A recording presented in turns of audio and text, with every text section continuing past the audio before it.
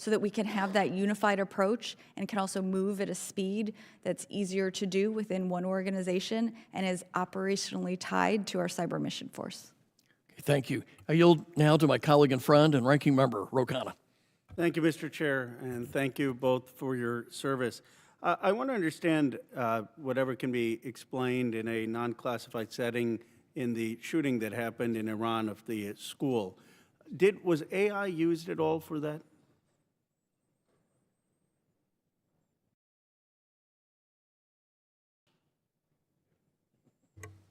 Ranking member, I don't know that I have any information related to that, and defer to Honorable Sutton on that. I would need to take that as a question for action. I also am not tracking the specifics of that. How would, though, a strike ordinarily like that take place? I mean, just in terms of targets in Iran. I mean, what is the role of the different intelligence agencies? How does the process work? So my roles and responsibilities are in the cyber domain, so unfortunately I don't have the details on the specifics of how the kinetic targeting was done. Would you know, General, of how it happens? Ranking member, my previous experience, not within this command and not related to that operation, it's a very deliberate process that is, again, it would involve a tremendous amount of intelligence, it would involve a tremendous amount of expertise, it would involve experts that would analyze and assess weaponeering, again, outside of my current role, but the other thing that's consistent throughout all targeting processes, consistent legal reviews. How do you think we deal, though, with AI and lethal autonomy? I mean, in terms of your general views. Ranking member, I think this is a really important policy question that as we look forward to the speed of how technology is moving, there's a couple things that we're going to need to move quickly with the technology. The first is accountability. As we start looking at how AI gets integrated into different aspects of warfighting, really making sure we take the accountability that we've thought through from the kinetic domain and making sure that we're applying that to AI. I think this also highlights the importance of also how we secure these technologies to make sure that they aren't available for anybody else to have access to going forward. And we continue here that there's a shortage of qualified red team talent. Do you agree? And what can we do to address that? So I share your concern, and I would actually broaden your statement to say that there is a shortage of cyber talent. Red teaming is a specific element that I'm actually very personally familiar with. In my previous capacities have actually been responsible for red teaming. I think this is an area where we're seeing a lot of opportunity for AI use and how we can use AI from a red teaming perspective that we'll have to aggressively adopt going forward. And the last question is, do you think that the current cybersecurity service provider model is adequate to today's challenges?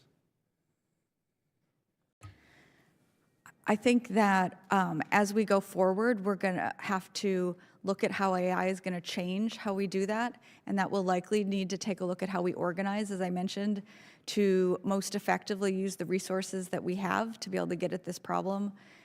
The scope and scale, as you know, of the Department of War Information Network is pretty extreme, and making sure we have the right team able to defend that quickly is going to be important, and that's something we'll be in partnership with the Chief Information Officer looking at very closely, particularly as we continue to stand up the DCDC sub-unified command.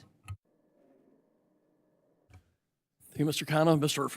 Fallon, you are recognized for 5 minutes. Well, thank you, Mr. Chairman. You know, obviously, CyberWorks, we can't take this for granted. And if you look just recently at Absolute Resolve and Operation Midnight Hammer, Operation Epic Fury, Cybercom was in the fight. And one of the things that I wanted to mention too, and I would be remiss if I didn't, is this is a testament to the men and women of this command, and Secretary Sutton's office has been really instrumental, and congrats on that. But we can't stand still. The threat isn't going to, and Iran is a sophisticated cyber actor, as you all know, and we don't know what the leadership in that country is going to look like here shortly, but it may be something that they might double down on this, because they can hit us, you know, half a world away, and we all know this. One of the things that I'm most concerned about, and Secretary, when we were visiting, is enrollment and retention, and particularly the recruitment, because the civilian sector can pay so much more. But much like our CIA, as we mentioned, that they can, the folks that want to serve do so because it's such a gratifying and significant contribution you can make to the Republic. And so is this, incidentally. So wanted to touch on, if you could, for the record, what's the rough breakdown between military or uniform members as opposed to civilian? Because I just want talented folks. And it might be easy for us to recruit talented folks that aren't in uniform because they might just have a little bit, longer hair, they might have some tats, whatever, I don't care. If they can hit those computer keys in a very adroit fashion, we need to recruit them and bring them in and keep them. Congressman, thanks for the question, and I really appreciate our discussion last week. As you mentioned, this is a fundamental problem that we need to look at. And today, it varies by service, but it's approximately 80 to 90% uniformed within our cyber mission force. As we look at Cyber Command 2.0 going forward, one of the key pillars is how do we evaluate that balance so that, as you mentioned, we can bring in a wider pool of talent from civilians, from contractors, and then we also need to look at how we're going to leverage industry, because there is tremendous innovation and talent in industry, and we're going to have to figure out how we can leverage that through different mechanisms. So that is something that we are going to continue to focus on and need to be pretty aggressive going forward to make sure we have the talent that we need.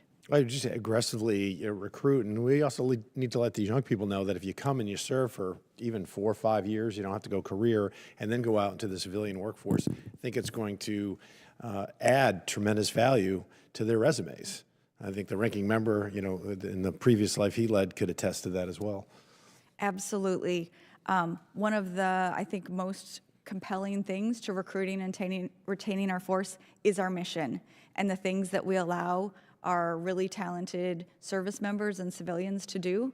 One of the things we need to work harder at is allowing them to keep on keyboard and stay on mission. Mm-hmm. And then, as you mentioned, the experiences that they gain for that will be highly valuable, both in other roles in the government and in the private sector. So how do we leverage that throughout their life? And Secretary, you also mentioned that, I got the quote here, that the current force is insufficiently scaled for the threat environment. And then I see the administration's FY27 budget request for CyberCon really doesn't reflect that urgency or its sourcing. So what I want to ask is, what is the delta between CyberCom 2.0, the needs to execute, and what the president's budget request provides? So one of the concepts of Cyber Command 2.0 is that instead of continuing to just grow the